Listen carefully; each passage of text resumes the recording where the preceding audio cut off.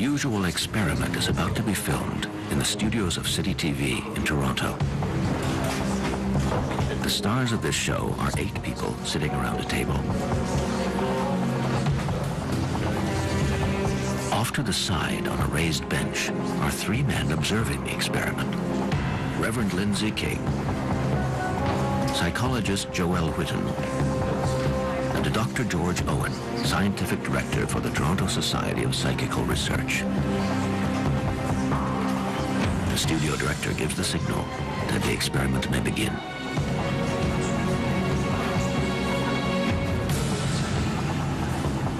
The participants lay their hands flat on the table and begin calling out a name. Are you there, Philip? I want to see you, Philip. Soon the table begins to rise, as if it had a life of its own, to the surprise of the participants.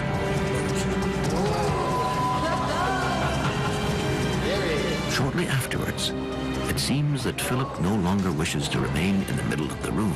As he heads toward Reverend King, the table moves with him. And the 8 mediums have a hard time keeping their hands in place. Once the table stops, one of the participants suggests to the clergyman that he say hello to Philip. Hello, Philip. The table rises in response.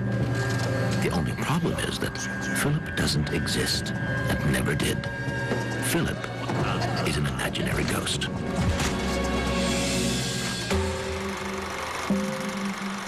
In the fall of 1972, Dr. George Owen, director of the Toronto Society of Psychical Research, came up with a unique experiment. George Owen was a mathematician and geneticist. He studied at Cambridge University in England. He also had an interest in poltergeists. With the assistance of 3 men and 5 women, who had no particular gift for communicating with the spirit world, Dr. Owen conducted one of the most significant experiments in the field of parapsychology in the 20th century. They created Philip, the imaginary ghost. Philip the Imaginary Ghost was an attempt by the Toronto Society for Psychical Research to prove that paranormal events could be created without the help of spirits from another plane. Instead of assuming that all physical manifestations were caused by the spirits of the deceased, as spiritualists claimed,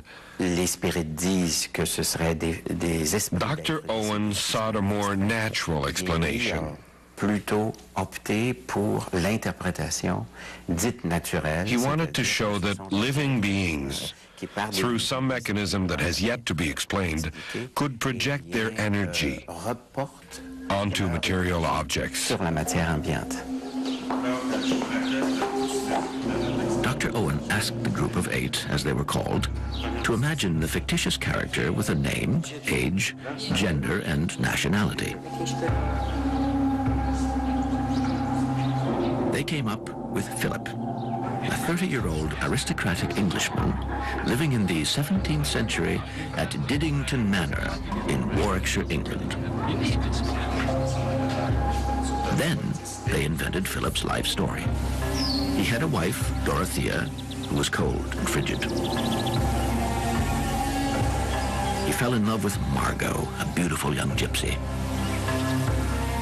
Dorothea discovered her husband's infidelity and accused Margot of witchcraft. Margot was condemned and burned at the stake. Heartbroken, Philip took his own life, jumping off the battlements of Diddington Manor. He was only 30 years old. Of all these biographical tidbits, Diddington Manor was the only element that was real. And of course, it had never had an occupant resembling Philip. It took them several months before they had worked out the details of the character they were going to create. So it was 1973, I think, between 8 and 9 months later, that the experiments actually began.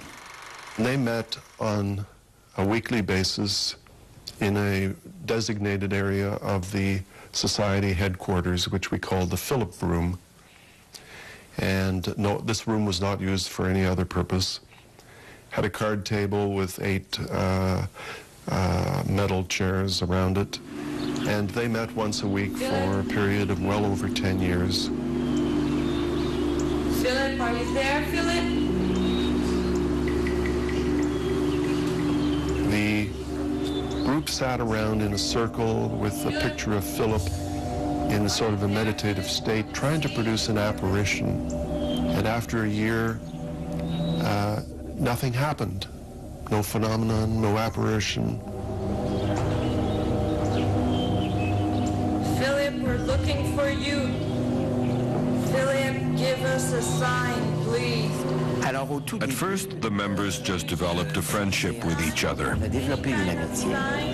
They spent months together, with no occurrences of a psychokinetic or telekinetic nature. Then at some point they changed their strategy, and suddenly they began to see results, like raps on the table or under it, and the table began to shake and move.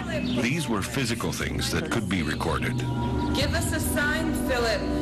Philip, are you there, Philip? Within a month or two of talking to this imaginary ghost, Philip, people started to get raps on the table. In turn, each person would say something like, "Good evening, Philip," "Hello, Philip," and there would be raps underneath their fingertips. Or if a visitor came in and identified himself and said, "Hello, Philip," there'd be a rap underneath the visitor's hand. These raps were audible, were tape recorded, and had a characteristic sound envelope. And we've published the results of that auditory study. The tapping eventually led to the table being shaken, eventually moving, and eventually actually turning right on its side. Those were really the proofs that they had, in fact, accomplished their experiment. Philip's manifestations were far from what they had hoped for, but still, the group would ask a question, and Philip would answer. Surprisingly enough, the answers always corresponded to his alleged biography. As the seances progressed, Philip became more enterprising. After a few raps on the table, he would raise it off the ground and make it dance on 2 or 3 legs. We were very careful to try and avoid hoaxes. On several occasions, we had what are called doily nights, where we would put doilies, paper doilies, under the hands of the members. And if they tried pushing the table, the doilies would simply slide across the table. So clearly the table movements were not caused by anyone pushing it. And the cameras, when we had those opportunities to videotape it, it was clear that, say, 2 people sitting on opposite sides of the table, if they both lifted their knees, might lift the table up. It was clear that that was not happening either. Philip, are you there, Philip? Encouraged by the astounding results, other groups around the world tried the same experiment with other imaginary characters. The results were all basically the same. They told themselves they had found the magic formula. A mix of spontaneity combined with weekly meetings and an experimental framework. They thought this was the secret to being able to produce this kind of phenomenon at will. But they realized that this strategy alone was not enough. It also took a lot of tenacity on the part of the members. It would appear that the hereafter is not the only explanation for manifestations of so-called spirits. However, it's been nearly 30 years since the original Philip experiment, and parapsychologists are still just as puzzled now as they were back then as to what was producing these manifestations.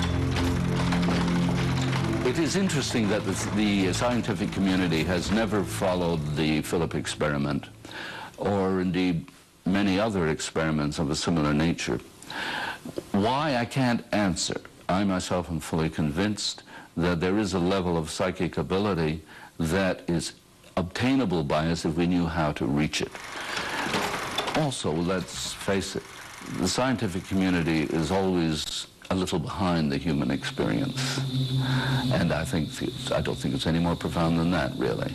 Whether you approach this from the spiritualist angle or the parapsychological angle, it's impossible to come up with scientific proof, because that proof requires that you not only be able to observe the phenomena and reproduce them at will, you must also come up with a theory to explain the phenomena and predict when they will occur. So since that was impossible in this case, the matter is still not settled.